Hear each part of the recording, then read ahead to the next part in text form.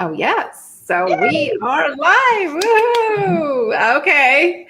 So welcome back to the live Q&A series for team management and leadership skills development. And today it's a very special topic. It's a very special day with a very special guest. Woohoo! Amanda Rose. So Amanda, please tell us a little bit about you before we dive into today's question. Yes, absolutely. So my name is Amanda Rose. I am the CEO and founder of the Infinite Power of You Inc. I do business, wealth, and mindset coaching for entrepreneurs in the online space. I'm also a multi-genre, multi-published author. I'm an actor, a motivational speaker, course creator. I kind of do everything. So You kind of do, and actually, when I created the banner for your description today, I really had trouble with that. 'Cause, yeah, but you've been in the business space for how long now?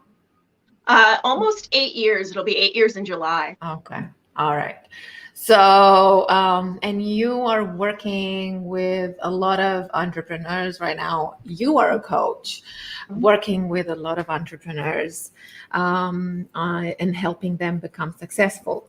And I have to say, today's question is one of my favorite questions to answer. How do I choose a coach? Because and I know you love this topic. And I love this topic too, because it's so I've heard so many horror stories from so many different people as they were going through this process of finding a coach, working with a coach, and paying a lot of money to work with coaches, and then they didn't get any results, or the coach just disappeared somewhere, or so I think let's start by thinking about, okay, I'm thinking that I need a coach. Where do I even start? What do I even start doing?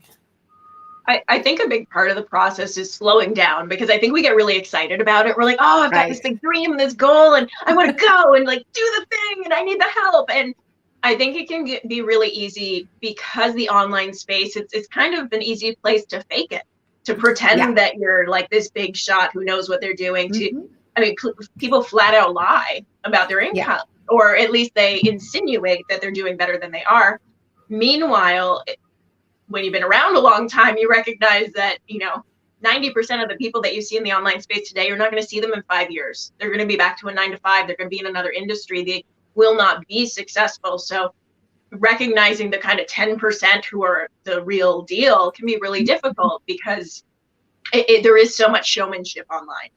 So I think part of it is slowing it down and just recognizing, okay, I don't have to jump into, a coaching relationship right away. It's better to pick the right coach. So I recommend, find 5 to 10 coaches that you really like and start following them and reach out to them and have conversations with them. Because it's really shocking to me when I talk to people about their like coach experience. Like particularly, I had somebody who just signed up about a month ago, and she said, you're the only one who kept checking in with me when I wasn't ready to buy. The rest of them kind of just disappeared.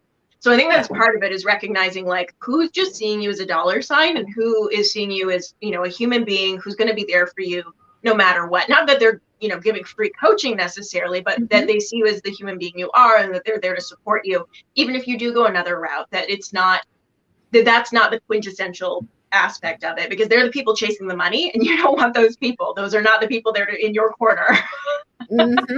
Absolutely. I mean, okay, we all need to make a living, and I understand this is your job, you're a coach, but at the same time, when you're a coach, you know that it's all about the person that you're working with. It's all about that, and then the money comes from there, right? But for the money to come, you need to be able to serve, and you need to be able to help the other person. So and most of the times what I hear people complaining about, but sometimes they're complaining too late.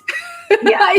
Don't complain too late, complain right then. Because it's like, oh, I was talking to this coach and they were pitching their services and everything that they do, and they never asked about me. They never asked me what are your challenges, what is your goal, what are you trying to do, what do you need a coach for, why do you think a coach is able to help you, and all of that kind of questions that are directed towards the person that you're supposedly going to work with. But you have to know, as a coach, you have to know if you're able to help them or not, if you're going to be their best solution or not, right?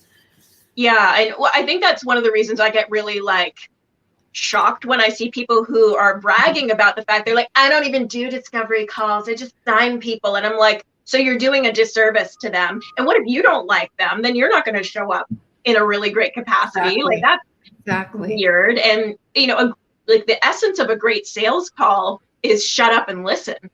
Like, exactly. Be there Exactly. for that person and find out, what do they need? What are their struggles? What are their goals? And also having, the ethics and integrity to say, yeah, I can do this, or no, I can't. But you know what? I know someone who can. Let me connect you with them. Like being that person. It also makes you feel better about the sales process, because you're not just there like gold digging for people, which backfires. If you sign people who you don't really help, they don't recommend their friends and family, they don't leave a good testimonial for you. It's just, that's not a business that can have that exponential growth process. And yeah, it might take you a little bit longer, but this is the path to creating true sustainable success in business is, show up and be that person who isn't just there for a quick buck. And I think it's pretty much, and I love that you said that, because I think it's pretty much the definition of success. No matter who you are, no matter what you do, right? It's success is beyond making that quick buck, right? It has to be more to that, right? So I love that you said that. And also, okay, we have a few coaches that we talk to and absolutely have questions for your coach, and ask them about their process. I feel that people, what I find is that whenever people are in a discussion, because I do discovery calls. I'm one of those. I'm one of those coaches, right? Yeah, I want to know who you are. I'm interested. I want to know more about you, because I want to know if that's something that you need right now. You need my services right now, or maybe you need something else. Yeah. And probably it's because I come from this space of learning and development, and I know that people were coming to me and asking, oh, I need to send this person to this training because this is exactly what they need. And 80% of the times that wasn't the case. It wasn't the training that they needed. It was either the coaching or the mentoring or the shadowing or something else, or a combination of more things. It wasn't just a quick fix of one solution. Yeah. So, but when I have these discovery calls with people, sometimes what I see is that they expect that they are taken through a whole process, and they rarely have the questions with them. Yeah. And they kind of expect the coach to take over. And a lot of times they're so, I don't know, they're so surprised when you start asking them questions about what they're trying to achieve, what they would like to get from the coaching, why is coaching the best solution right now, and why this kind of coaching, what else have they tried, and all of that kind of stuff. And they're surprised, and then they don't have their questions with them. So what can we say to somebody who's looking to choose a coach? What kind of questions do you need to ask the coach? I think that's so important. I think it's really key that we learn, how do you actually run the coaching process? Because we all learn differently, and I think we don't always consider that.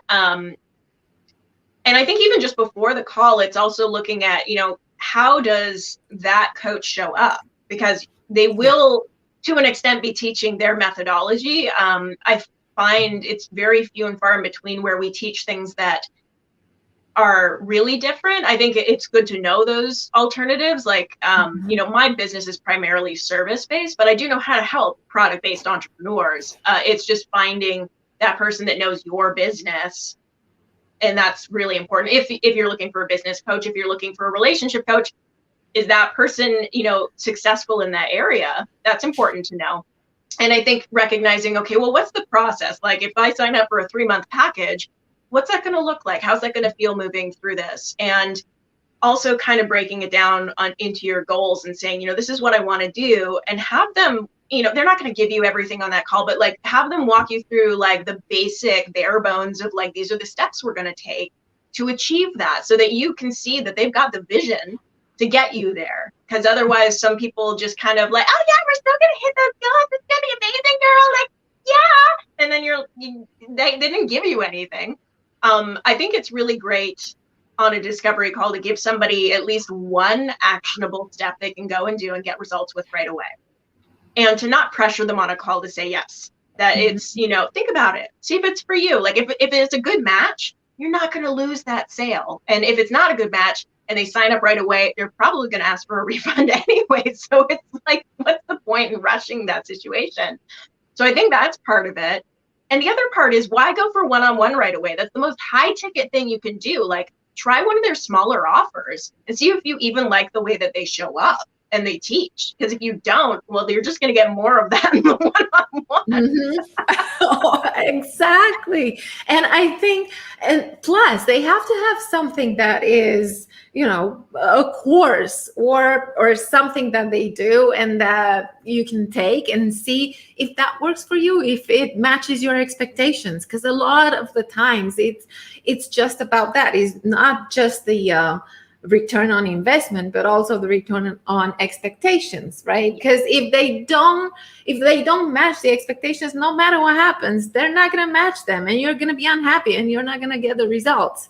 So absolutely, yeah, I love that. So try something that they also have that doesn't cost a whole lot of money, and that helps you also see if the match is there, because the match is important as well. It's the energy, right? Because if it's again, so important. Yeah, like, and I love that you bring that up, because I think the thing out of everything else that drives me crazy in the online space is that when people start to use I call it income bragging. And I am all for having an open money discussion, but when you see somebody constantly using their income as a marketing strategy, people get blinded to everything else. They don't see anything else about that coach. They don't see the way they show up. And the weird thing about it is, if you sign up with them because of that, and that's the way they attract people, and you're not making that kind of money yet, you actually cannot replicate their process. You're stuck. You will never be able to do that. So you'll be stuck in this loop and you won't see results. It's like the weirdest thing. And that's where I see most people get really disappointed, is they were like, I got blinded by the numbers. And I just was like, wow, you did. Whoa. And they didn't give any other care about who this person was. absolutely. I mean, and what? I mean, what's going to be your marketing? How are you going to sell what you have to offer? Oh, I'm not making any money, but I'm working with this coach that's making lots of money, so I must be a good one too. Wow. Okay, you got me there. So, okay, so I think another thing that I find is, I don't know, for me it's troubling, and it pains me. I mean, honestly, whenever I read super bad experiences that people had with coaches, and it's a pain for me because I'm one of the coaches too. So it's also hard for me to tell people, hey, I'm not that kind of coach. And I'm sick and tired of telling people I'm not that kind of coach, just because there are some super awful people out there who pretend they're great coaches and they're not. And in this world where everybody's a coach, and their mother and their dog, it's tough. It's really tough. And people, like, I find a lot of the time, because of the previous bad experiences, people don't trust coaches anymore. And because trust, it's broken. It's already been broken. And so Yeah. not just that I have to build trust with potential people that I can work with, but also I need to rebuild the trust that's been broken by other coaches. So it's tough. So I'm really that's why I love this topic. So let's talk about coaches who, okay, I say I make a lot of money, I work with you, you pay me, and then I just disappear. Because you were talking about that. And I love Yeah, that because that happens. it People does. just know that this happens. It blows my mind. I don't understand it, and I think that's where we need to make sure, you know, have a great contract with a coach you sign up with, and vice versa. Like, it's very important. Have your bases covered, Yes. because if you've got a contract in place and they break it, even if they screw off and there's no way to get in touch with them, you can even go to your bank and explain the situation, and they can like redact the payment. Like, it's have those safety precautions in place. You're never really like screwed from that point of view. And there's things like the Better Business Bureau. You can go and file a formal complaint against a business if you have, cause. So that is an option for you. I think there's this really weird like rule in the online space that you don't like trash somebody who's, and I'm not saying like, you go and like be a jerk about it, but you don't leave negative reviews about in the coaching industry, which is weird because in every other industry, I can leave like this saucepan, like my stove burned through the bottom. That was weird. Like, I can do that on any other product or service. Like, this massage therapist didn't know what they were doing. I can do that with a coach. If you do that, it's like sacrilege. Oh my God, and I think we need to stop that. I think we actually should be able to give an honest account without the whole internet attacking. It's just weird to me. It's really weird. It is weird also because it's a service, right? It's a service industry, and also it's a development industry, and development and self-development. It's all about feedback, right? It's how you can improve your services as a coach. The more you get feedback, and that's how you know. That's how you know that you're talking to somebody who is a genuine professional, because it's all about that underneath it all, and all of the covers and everything. It's how you treat it, how from the professional standpoint, from your own branding, personal branding perspective, how do you treat that, and how do you want people to recognize you, to talk about you, to remember you? It's all about that, right? I mean, you're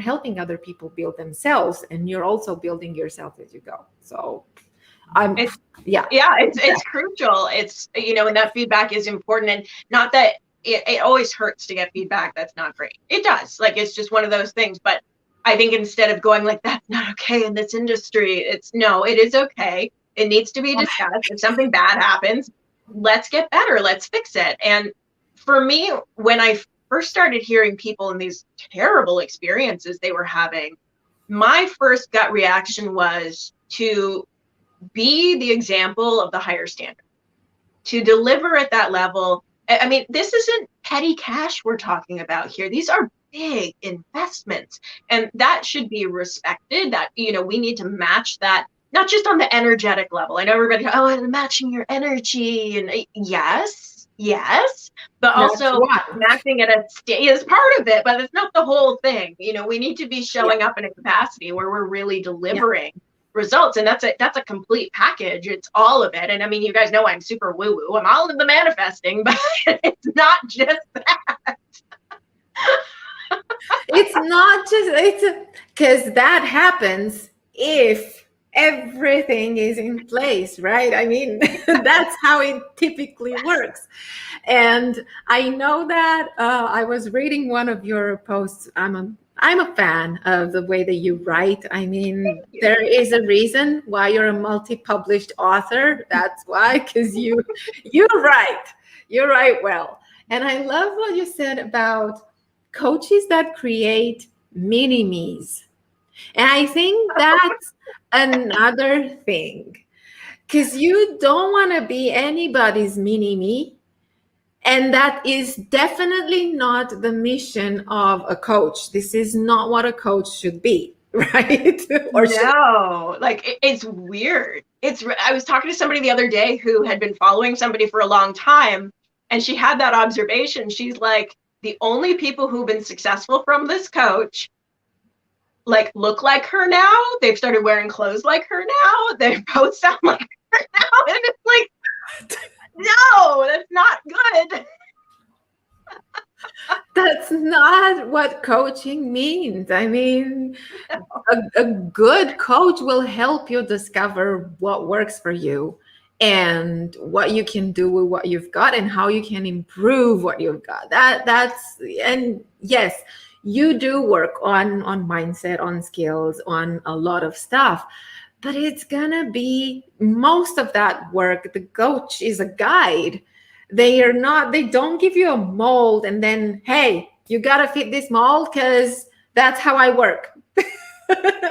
And so many of them do that. It's alarming. Like they don't know how to teach another way. And that's not being a good teacher. That's just you saying, this is what worked for me. And I think that's the other thing to watch out for when you're looking for a coach is the people who talk in absolutes. This is the only way to be successful. Run the other way because it's not true. Yeah, exactly. So that is off. I studied from wax on, wax off. That's off. No, there is no, what do you mean? There is not one way. And generally in the coaching process as well, you will help your client discover maybe different ways, several ways of doing things, because it's all about helping them try out new things and discover what works. And the only way that you can do that is trial and error until they discover, hey, you know what?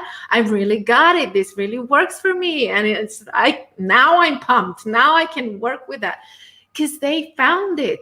It's like I think the best measure of a coach is, after all the work, hearing your client say, hey, I've got it and I've discovered this and I made it work. It's all about them. It's all about how they can make it work for themselves.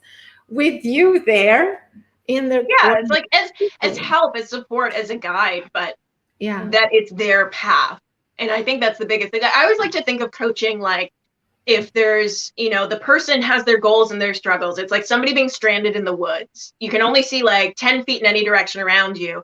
And a coach is like having somebody on the, cliff top that can oversee the whole forest and can point you in the right direction. You still have to go through the forest and get through the obstacles, but they can say, hey, there's a bear den over there and the road is over here, so go this way. You still have to go through that journey, but you're not going to, accidentally stumble into the bears or fall into the river or whatever is in your way. They can help navigate you around that. Or if you do fall in the river, they can help you get out of it too.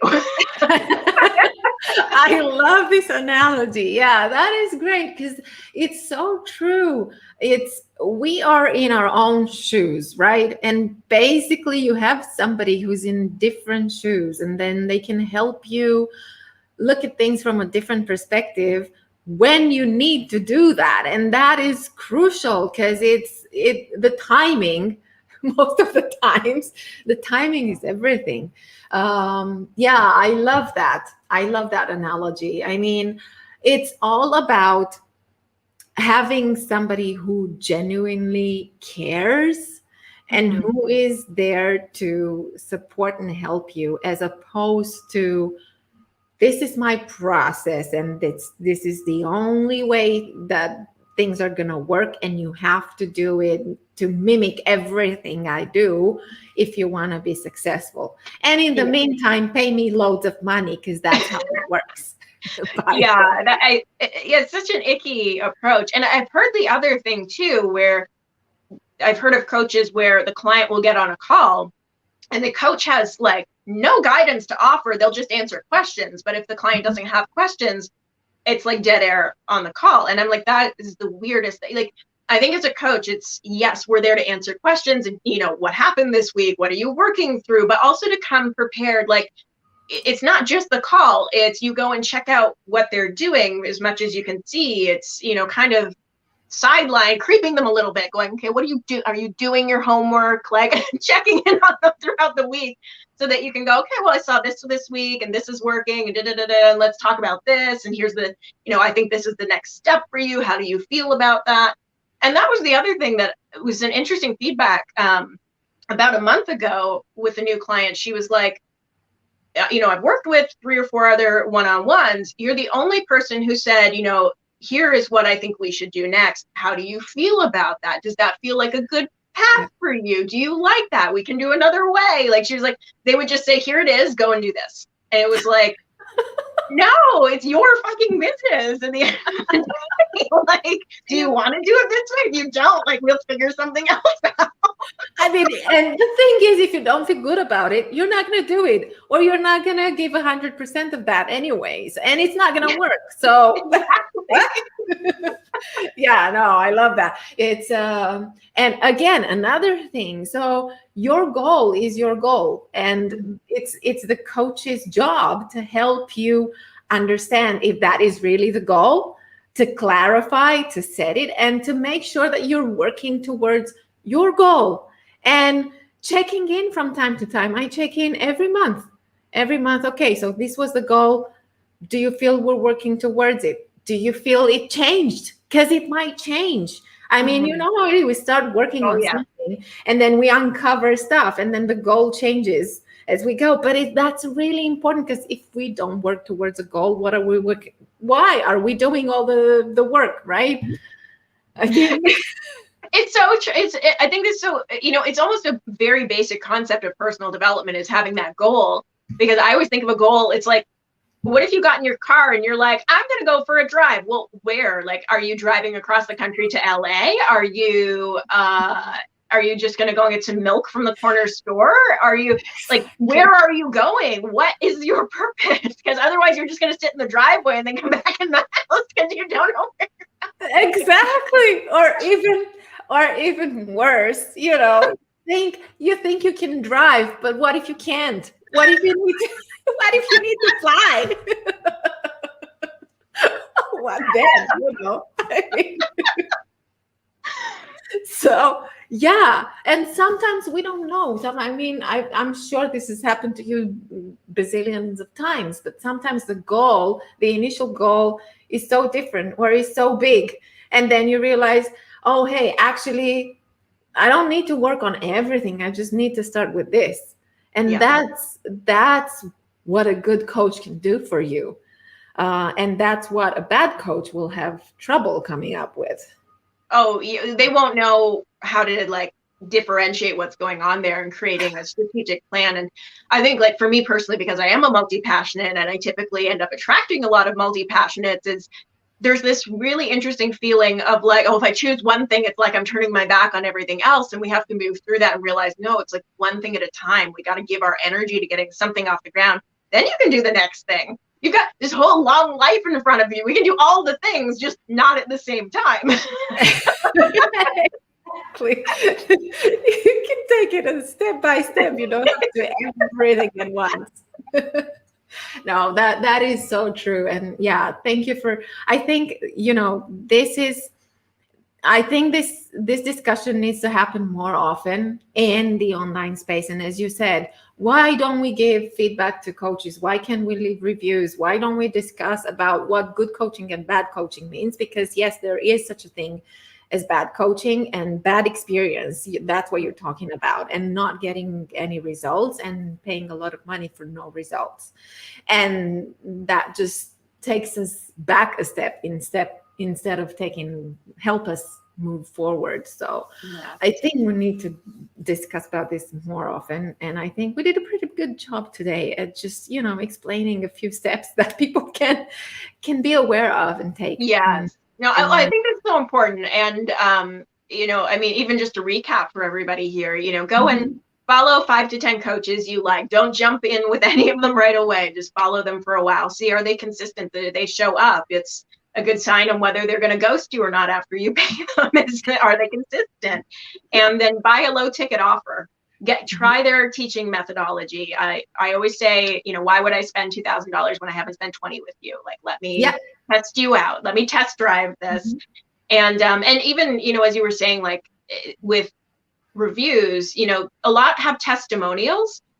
Be aware that sometimes they're not always genuine testimonials. They're having coaches who literally made up testimonials for themselves, which is so unethical, but it happens. And if somebody has left a testimonial and they're kind of in your circle, go and ask them, what did you really think? What was it like working with them? Get the real feedback, because that's going to be helpful in determining whether that's really the right person to move forward with. And, if they're a new coach as well, they're not going to have the testimonials. They're not going to necessarily have the track record. That doesn't mean that they're bad at what they do. They're just new. I recommend, if you're a new coach, just be honest that you're new. Just be like, I'm new. And it's okay that you're new. It's better than trying to pretend you're something you're not. Oh yeah, because absolutely people will see that, and people are going to find out. So no, exactly. It's just your prices will match the fact that you're new and that you're getting some traction and feedback initially, and then you get your track record. So it doesn't take too long. Yeah, exactly. No, that was a good point, and thank you for mentioning that. Okay, so okay, I know that. Okay, I have to put this on. So this is your offer right now for people. Tell us about it. What is it? Yeah, so this is a really fun summit that I'm a part of. It's starting March 1st. It's a 5-day summit, and I believe we've got over 30 speakers in there that are helping entrepreneurs who are really in the minorities. So how do you, stand out? How do you create a name for yourself? How do you forge forward with that?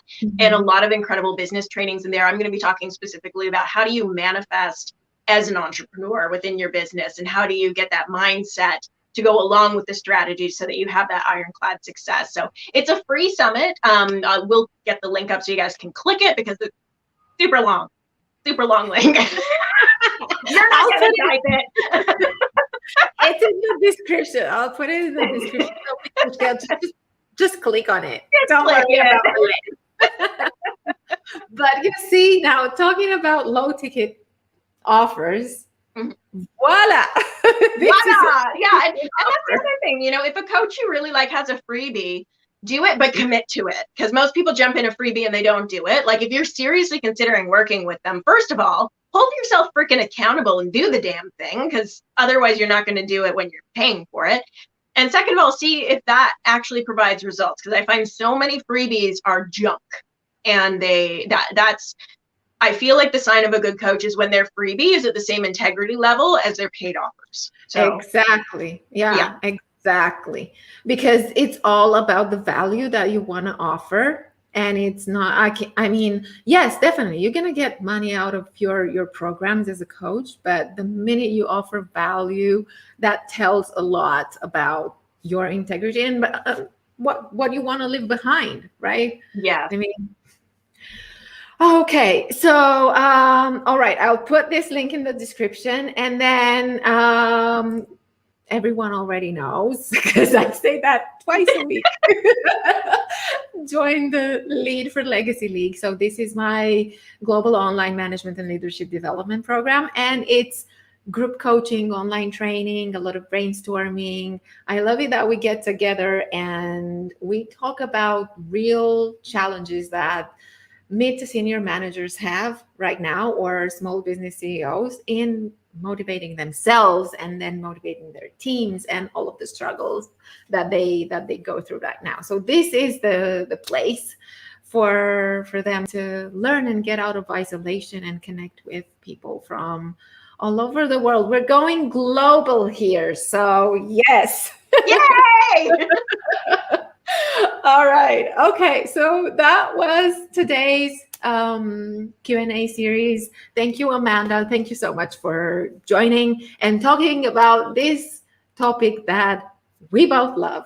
Oh yeah, super passionate about this. I think we really do need to see more people talking about it, to really, I think, even as just a preventative measure, so that people really think about it before jumping in. And I think that's important. Yeah. And which reminds me, at any point that you people catch this, if you have any other questions that relate to how do I choose a coach, or any stories, or any, I don't know, if you need any advice or any stories that we can come up with, just let us know. Just comment and we'll be happy to answer, because I know this is a big one and it doesn't stop after, what, 35 minutes of live. No, it does not. Okay. Thanks, Amanda. Have a great day, everybody. Bye, guys. Bye.